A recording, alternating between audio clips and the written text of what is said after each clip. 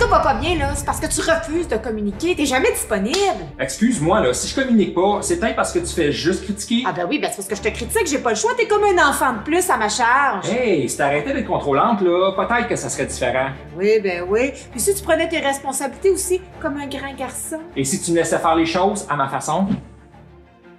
Hey, mon amour, y a-t-il quelque chose que je pourrais faire de différemment pour t'inspirer à communiquer plus avec moi? C'est vrai que j'évite de communiquer, mais c'est parce que j'ai peur de la critique. En même temps, je sais que tu veux juste m'aider. C'est vrai aussi des fois que j'ai tendance à critiquer. C'est comme si je prenais un rôle de mère avec toi.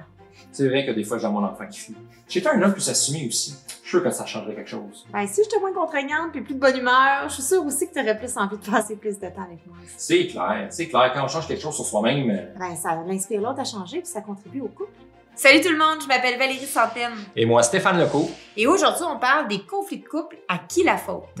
En fait, pour les couples en duel, c'est toujours de la faute de l'autre, c'est pas compliqué. Évidemment. C'est des pros pour accuser et blâmer leur partenaire et surtout oublier comment eux ont contribué au conflit. C'est vrai, quand ça nous arrive, on commence à s'accuser, on tombe immédiatement en duel. Oui, parce que ça nous arrive, nous aussi, Ben de oui. s'accuser puis d'être en duel. L'important, c'est que ça soit pas trop souvent. Et quand on est en duel, on est vraiment un contre l'autre parce qu'on veut soumettre l'autre à notre point de vue, à notre façon de faire, notre façon de penser. Exactement. Et dans ce temps-là, il n'y a aucune victoire, ni pour toi, ni pour moi. C'est le couple qui perd là-dedans. Oui, certainement.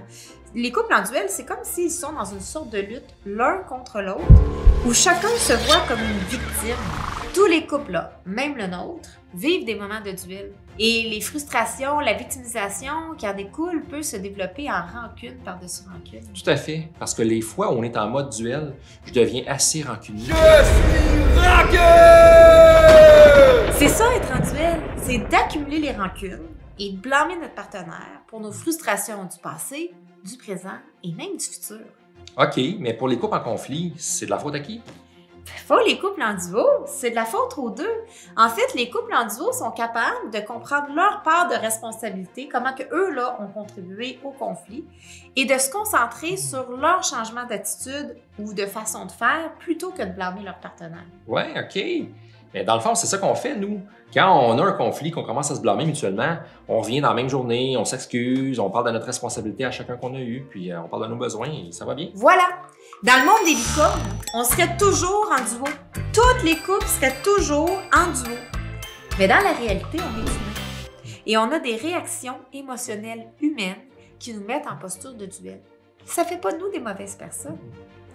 L'important, c'est de revenir après, rapidement, plutôt que lentement, drapeau blanc en main, pour se réconcilier et surtout se responsabiliser en regardant ce que nous on a fait et ce qu'on aurait pu faire.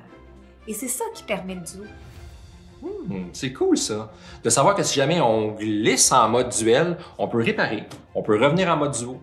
Moi, ça me rassure ça. C'est vrai que c'est rassurant.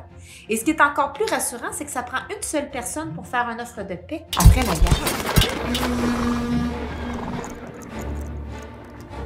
En conclusion, si tu as envie de vivre en duo, nous t'invitons à mettre le spotlight chez toi pour voir comment toi aussi tu as co-contribué au problème. Donc, d'arrêter d'accuser l'autre et te concentrer sur toi. Sur ce sur quoi toi tu as du pouvoir, en changeant tes comportements, ton attitude. Et aussi sur ta façon de réagir au comportement de l'autre. Alors voilà, tu as maintenant un nouvel outil pour passer du duel au duo dans ton couple. Si tu en veux plus, visite-nous sur notre site internet. Clique j'aime si tu as aimé la vidéo. Et abonne-toi pour ne rien manquer. Alors voilà, Pense avoir la vie en drôle. à bientôt! Et bye là!